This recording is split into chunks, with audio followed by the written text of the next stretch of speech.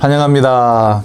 우리 사랑방 나눔지 공부에 우리 동참해 주신 우리 모든 목자님들, 우리 성도님들 주님의 이름으로 환영하며 축복합니다. 오늘은 벌써 5월 넷째 주입니다. 5월 이제 마지막 주인 것 같은데요.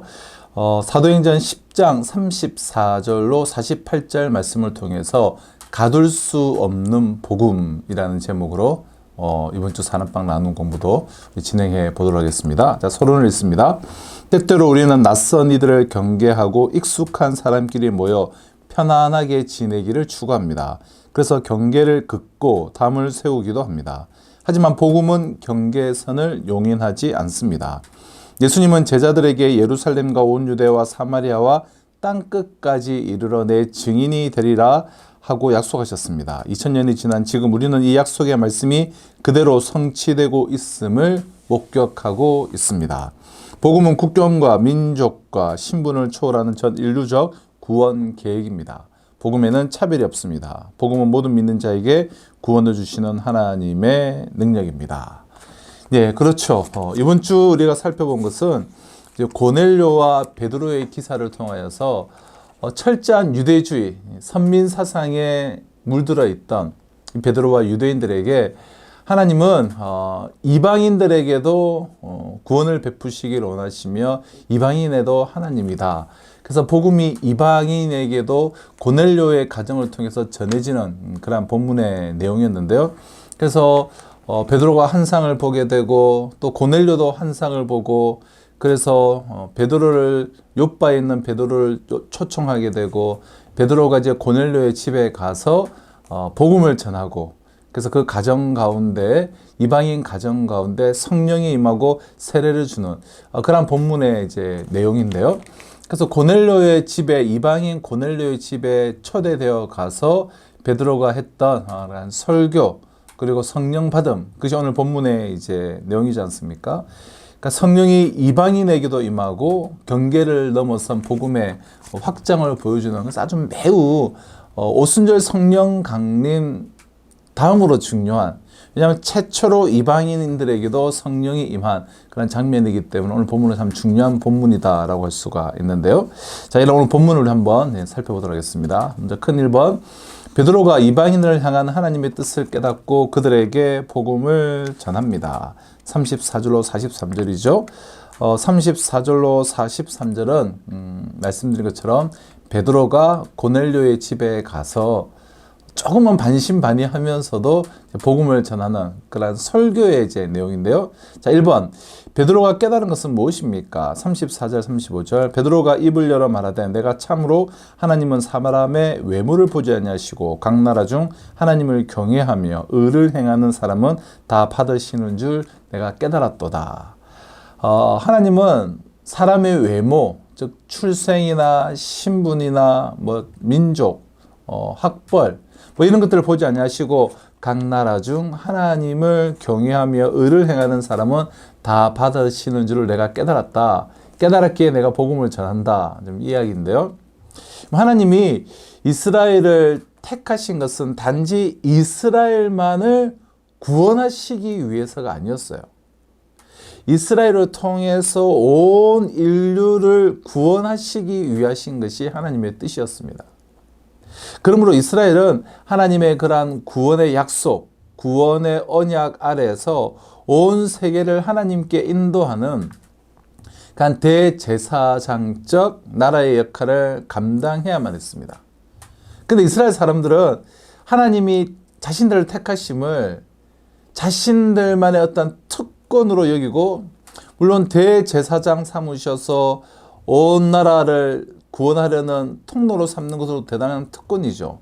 그런데 그들은 자신들만 택해 주셨다라는 그릇된 특권 의식에 빠져서 이방인들을 구원해서 배제하는 그릇된 선민 의식에 빠졌습니다. 우리만 택함 받았고 우리만 하나님의 백성이고 우리만 구원받는다라는 잘못된 선민 사상, 즉 선민 의식에 빠져 있었죠. 이것은 이 교회 안에 이 몇몇 유대인 신자에게조차 예외가 아니었습니다. 그러나 고넬료를 만난 베드로는 주님이 말씀하신 그대로 열방을 향한 하나님의 그런 구원 계획이 실현되고 있음을 눈으로 지금 확인을 하게 되었고, 그래서 내가 이제는 알았노라 하면서 고넬료 집에 지금 복음을 전하고 있는 것입니다. 자, 2번, 그리스도께서 부활의 증인들에게 명하신 것은 무엇입니까? 42절, 우리에게 명하사 백성에게 전도하되 하나님이 살아있는 자와 죽은 자의 재판장으로 정하신 자가 곧 이 사람인 것을 증언하게 하셨고, 베드로의 설교 가운데에서 하나님께서 우리에게 부활의 증인, 즉 예수 그리스도의 부활의 증인으로 우리를 세우셨다. 그래서 우리가 이 부활의 증인으로서 예수의 부활을 증언한다라는 그 설교 속에 있는 한 대목인데요.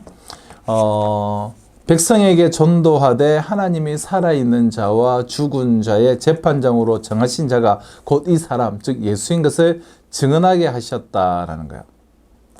복음은 죄인된 우리에게 하나님의 구원이 임했다라는 매우 기쁜 소식이지만, 그 기쁨은 오직 회개한 죄인들에게만 허락되는 기쁨이에요.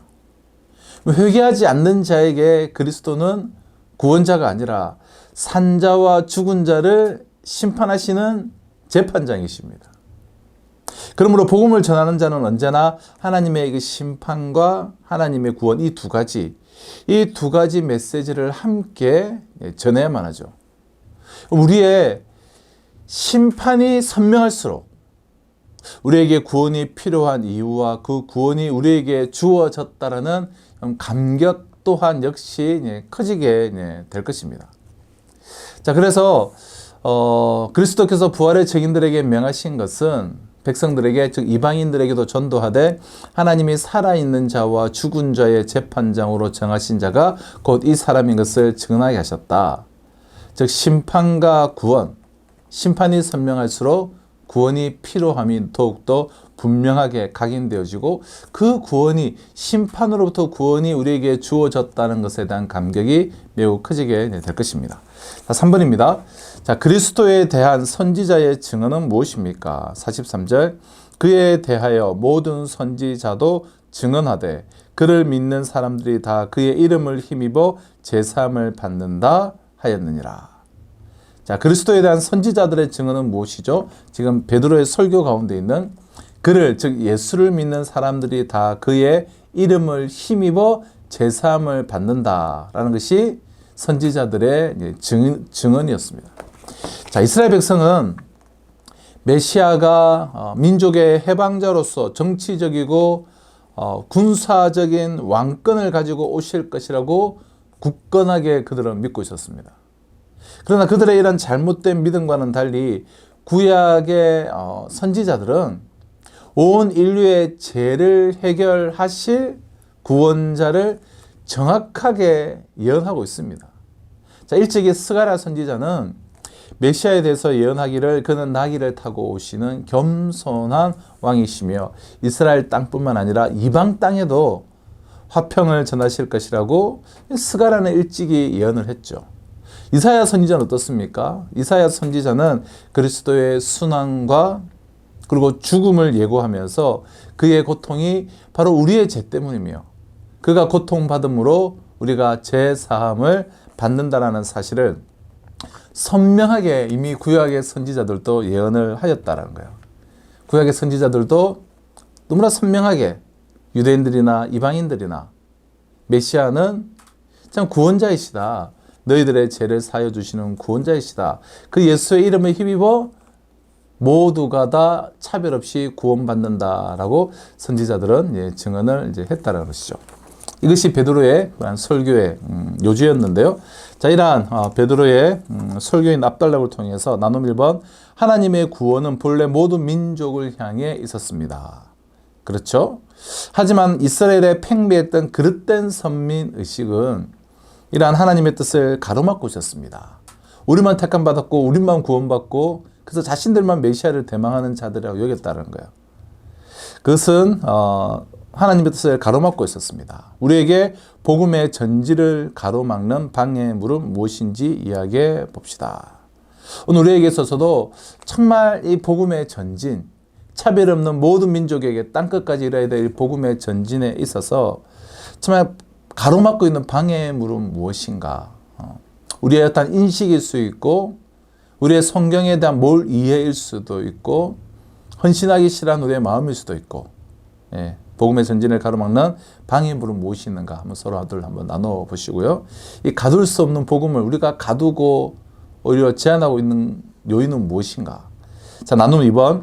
베드로가 고넬료와 그 집 사람들에게 복음을 전했듯 내 주변에도 내가 복음을 전해야 하는 이들이 있습니다. 내가 전도 대상자로 삼아야 하는 사람 혹은 이미 삼은 사람은 누구인지 자신들이 가슴에 품고 있는 우리 VIP들, 기도하고 있는 영혼들, 어떤 영혼들이 있는지 서로 나눠보시면 좋겠고요.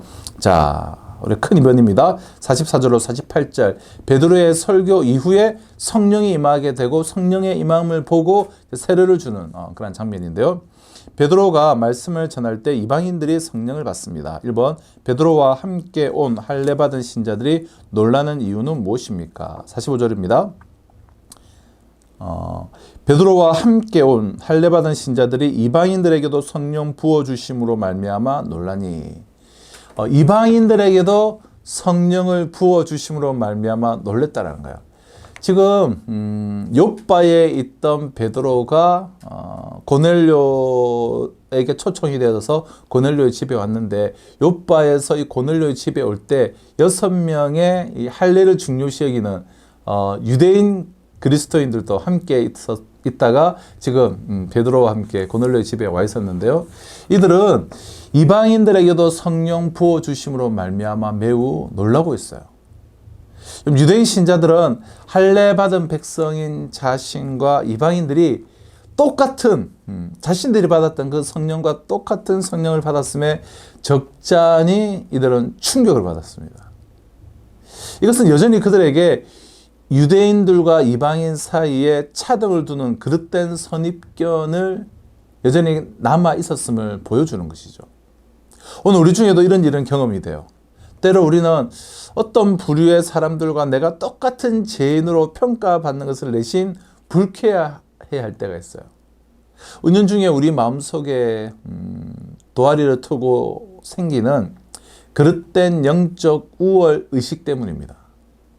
때로는 저 사람은 전도될 만한 사람, 저 사람은 절대 전도되지 않을 사람, 그런 근거 없는 구별을 우리 스스로가 짓기도 합니다.